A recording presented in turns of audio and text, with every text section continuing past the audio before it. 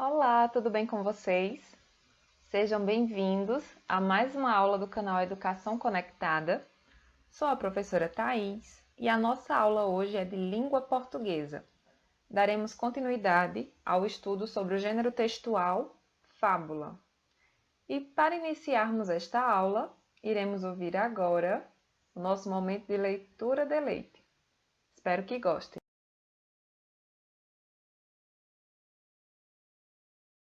A história de hoje é uma fábula que tem como título A Raposa e a Cegonha. É de autoria de La Fontaine, tradução de Milton Amado e Eugênio Amado. A comadre Raposa, apesar de mesquinha, tinha lá seus momentos de delicadeza.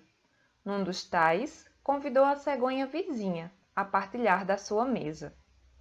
Constava a refeição de um caldo muito ralo, servido em prato raso. Não pôde prová-lo a cegonha por causa do bico comprido. A raposa, em segundos, havia lambido todo o caldo. Querendo desforrar-se da raposa, a comadre um dia a convidou para um jantar. Ela aceitou, com deleite do qual não se faz disfarce. Na hora marcada, chegou à casa da anfitriã. Esta, com capricho afã, pedindo desculpas pelo transtorno, solicitou ajuda para tirar do forno a carne cujo cheiro enchia o ar. A raposa gulosa espiou o cozido. Era carne moída e a fome a apertar. Eis que a cegonha vira, num vaso comprido, de gargalo fino à beça, todo o conteúdo da travessa. O bico de um entrava facilmente, mas o focinho da outra era bem diferente. Assim, rabo entre as pernas a correr, foi-se a raposa. Espertalhão atente, quem hoje planta, amanhã vai colher. Gostaram da história? Então hoje nós iremos revisar o gênero textual fábula e vamos iniciar relembrando as principais características deste gênero. Vamos lá? Então, no gênero textual fábula, geralmente os personagens são animais que se comportam como pessoas. As fábulas são narrativas curtas e trazem uma lição de moral no final, trazem um ensinamento. As temáticas são variadas e ligadas às características que os animais representam. Por exemplo, o leão representa a força, a coruja representa a sabedoria, a raposa representa a astúcia, a esperteza, e assim cada animal vai trazer uma característica que representa um determinado comportamento nosso, uma característica humana. O gênero textual fábula também possui uma estrutura própria. Como é uma narrativa, ela vai conter o começo, meio e fim. Como vimos na aula anterior, na outra aula, o começo é onde há a apresentação das personagens e a situação. O meio é o desenvolvimento do enredo, onde há interação entre os personagens.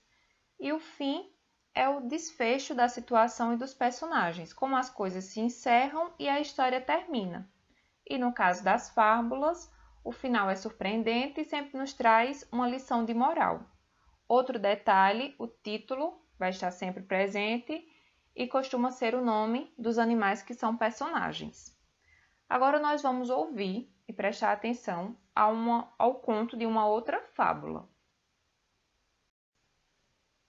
E a fábula tem como título O Corvo e a Raposa, de Esopo, tradução de Antônio Carlos Viana. Um corvo roubou um pedaço de queijo e foi para o alto de uma árvore. Uma raposa logo quis se apossar do queijo. Chegou perto e começou a elogiar o corvo, dizendo que ele tinha uma bela voz. Ouvindo os elogios, o corvo quis mostrar sua bela voz. Abriu o bico para cantar e o queijo caiu. A raposa apanhou e foi embora rindo. Moral: cuidado com quem muito elogia. Como vocês podem ver, o texto está destacado com cores diferentes. Então, aqui no início, logo na primeira linha que está de preto, nós temos o título, o corvo e a raposa. São os dois animais que são personagens da história que lemos. No primeiro parágrafo, que está grifado de vermelho, que está destacado de vermelho, a apresentação dos personagens, o corvo e a raposa, e também a apresentação de uma situação. Um corvo que roubou um pedaço de queijo e foi para o alto de uma árvore, e a raposa que queria tomar o queijo do corvo. No segundo parágrafo, que está destacado na cor azul, nós vemos a interação que há entre os personagens. A raposa, que começa a elogiar o corvo, dizendo que ele tinha uma bela voz. No terceiro parágrafo, nós temos o desfecho, o final da história. O corvo envaidecido com os elogios, vai cantar, deixa o queijo cair e a raposa consegue pegar o seu queijo. E no finalzinho tem a moral, que é a lição. Cuidado com quem muito elogia.